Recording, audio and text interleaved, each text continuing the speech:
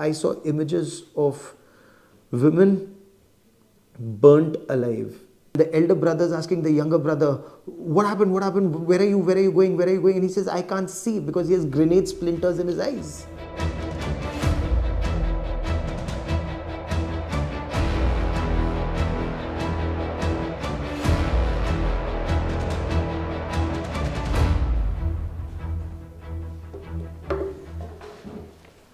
Hi. I've just seen footage of the Hamas terrorists, their body cam footage, CCTV camera footage, and some of the first responders footage, more than 1 hour of it, that shows how the worst terror attack in the history of Israel took place, in which more than 1,400 people were massacred, more than 250 people were taken prisoner, hostage, thousands injured, and according to Israel, there were close to 2,000 people who infiltrated from the Gaza Strip into Israel. And we'll talk about this because these images are truly, truly horrifying.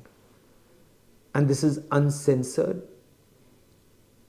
We are not showing you that footage because it hurts. It deeply hurts. It's very painful to see people whip out an assault rifle and indiscriminately kill people, and people dying on camera. And it's not a movie. This is what happened in Israel.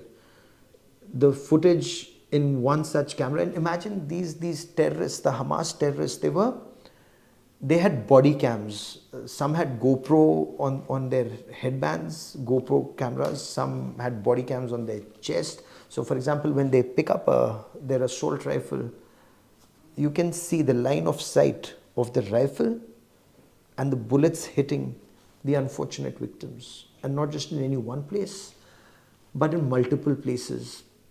And I've been to those places on ground.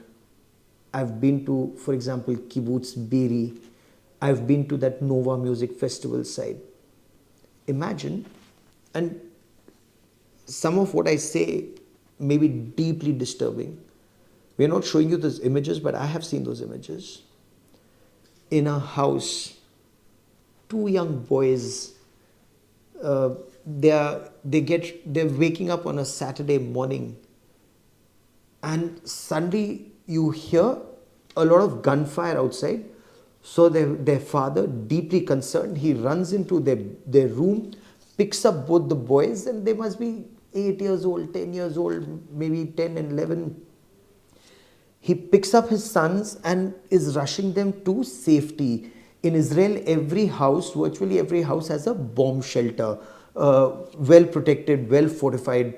But by the time he picks up his children and his two sons and takes them inside the bomb shelter, the terrorists follow him. And before the father can shut the door of that bomb shelter, the terrorists hurl a grenade inside. Imagine. The father, in those images you can see, with his body he's shielding his sons. And the father is killed. And the terrorists move on. And the sons come out running. The sons come out running, crying. You can even hear them on that camera. They're crying. And one saying, oh my God, words to the effect that their father is dead. And the elder brother is asking the younger brother, what happened? What happened? Where are you? Where are you going? Where are you going? And he says, I can't see because he has grenade splinters in his eyes. He can't see anyone. He's bleeding. The other brother is bleeding, and the elder brother may be 10 years old, maybe 12 years old. The younger brother may be 7, 8 years old. And their father is dead. You can see the father's dead body.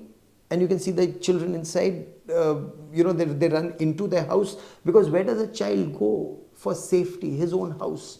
But his own house is not safe because Hamas terrorists have infiltrated. And then you see a terrorist with his bulletproof jacket and with his assault rifle, with his body cam. He comes in, he opens the door of the refrigerator and tells the kids to shut up, or words to that effect. and takes out a cola bottle and starts drinking cola from their house. And the kids are horrified. And the younger brother is telling the elder brother, I cannot see. And the elder brother is saying, oh my God, why am I not dead? Why am I alive? And their father is dead. And he says, this is not a prank, father is dead. And the younger brother says, I know father is dead. And then the children don't know where to go for safety. And this is just one such shot. And there are many such shots. Many such instances. US Secretary of State Antony Blinken, he described this incident where terrorists barged into a house. The family was sitting down for breakfast. Husband, wife, 2 little children. So the first thing that the Hamas terrorists did was to gouge out the eyes of the man. You know, how can a man with no eyes defend his family? And then according to US Secretary of State Antony Blinken, they cut off the breasts of the mother in front of the 2 children. And then in front of the parents, they cut off the little girl. She must have been 8 or maybe 6. They cut off her leg and they chopped off the brother's hands. They chopped off his fingers. All the time, this 1 hour plus footage that I've just seen, all the time, all these terrorists are shouting a religious slogan of theirs. And then there is this audio conversation where a Hamas terrorist calls up his parents at the Gaza Strip, says, I'm in Israel, in the locality where he is, and he's boasting that I've killed 10 Jews with my bare hands. I've killed 10 Jews. You should be very proud of me. And the parents, you know, he's celebrating the fact that he's murdered, he's massacred people. And the father says, come back home, you know. And the son says, no, it's for me, it's either death or glory, or words to that effect. And this is just one more conversation. I've also been to that music festival site, Nova Music Festival. Now, when I went there, the devastation had already taken place. I spoke to some of the army officers there. I spoke to police officers there. But here, you see footage both of the perpetrators, the Hamas terrorists, and the victims. The victims are having a good time initially, listening to great music, dancing. And suddenly terrorists come and they open fire indiscriminately. This name, Shani Luke, 23-year-old German-Israeli, she was at this music festival. She was abducted and the world was horrified. You saw that image of a woman, her clothes almost taken off and lying, her leg twisted in one crazy angle. And people, the Hamas terrorists have their feet on her body and she's unconscious. There are people who are spitting on her. What kind of a fight for whatever causes this is a question that the whole world must ask at this point of time. And 6:30 in the morning, when you see the timestamp on some of the videos, so so you see Hamas terrorists leave their homes in the Gaza Strip, drive in a Toyota pickup truck, and there are bulldozers that break through the fence and they enter Israel. And I've reported from Sderot in southern Israel. Imagine there's a family that's going home early in the morning and terrorists are on the road. They just aim for that vehicle and indiscriminately open fire. So the people inside that car are killed. And then they yank the bodies out, get into that car and move in deeper to kill more people. And in something like this, there's another piece of footage which is equally horrifying. There are youngsters who are taking shelter. They're hiding in a bomb shelter. And terrorists come in and they open fire and they kill people inside. You're in a small, maybe 6x6 room, concrete reinforced, but there's no way you can get out if there's an attacker outside and he opens fire. or he hurls a grenade, everyone inside is killed. Indiscriminate killing, mindless, senseless, soul-numbing killing that's taken place. There's another video that's so horrifying, I don't even know how to describe it to you. There's a person who's been shot at, so you can see a lot of blood all over him, and he's lying on the floor, but his limbs are still moving, so he's still not dead. So a terrorist walks up to him, and his rage or whatever he's going through, he picks up a garden tool, a blunt garden tool. Some kind of a phavda that we call in Hindi in India.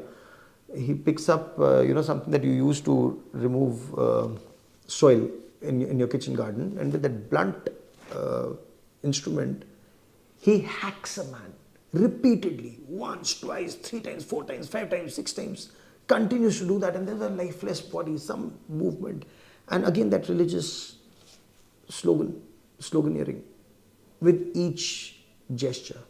And then there are people who are going in. So there's an old man in a kibbutz. Kibbutz are these settlements close to the fence. In kibbutz, actually people, those who live there, hope for a good relationship with the people across the fence in Gaza, is what I was told when I was there.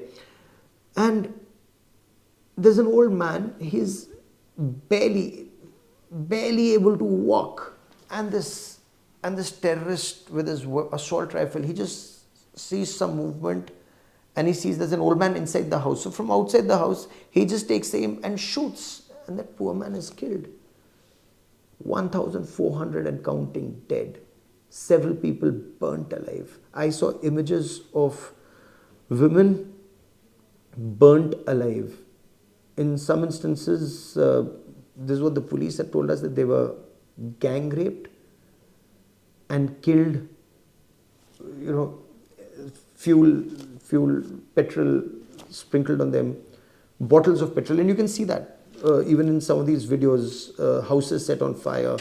There's fuel, and they set the houses on fire so that those who are inside the houses come out, and then they're killed or they die inside the houses. I spoke to some of the doctors when I was in Israel who'd carried out the post-mortem, and they were horrified. They'd never seen something as barbaric as this, that people had been tied together and just massacred. This just goes on to indicate that this was one very well planned military grade operation, because some of the footage, not the part of footage that I've seen just now, that people came on hand gliders, terrorists came in hand gliders, paragliders, landed and indiscriminately started firing.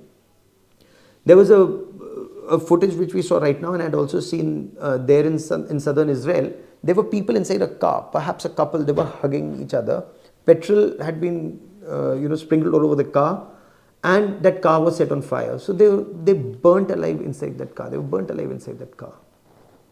This was the mindless killing in southern Israel. And Israel now says, never again. This is a fight where they will fight to finish Hamas. What is equally tragic is the number of innocents who are being killed even in the Gaza Strip. The fact that they have nothing to do with this war. Little children, women, the elderly, and they are now a part of this senseless cycle of death and destruction that's taking place. But there are no easy answers here, and there is no easy end. The world, of course, must unite against this mindless massacre of innocents. The world has to unite against terror. No justification, no ifs, no buts. That's the only way to move forward, so that whatever issues that may be there, you sit across the table, discuss, and find a solution where innocents are not massacred. Many thanks for watching. For more informative videos like this, keep watching India Today Newsmo.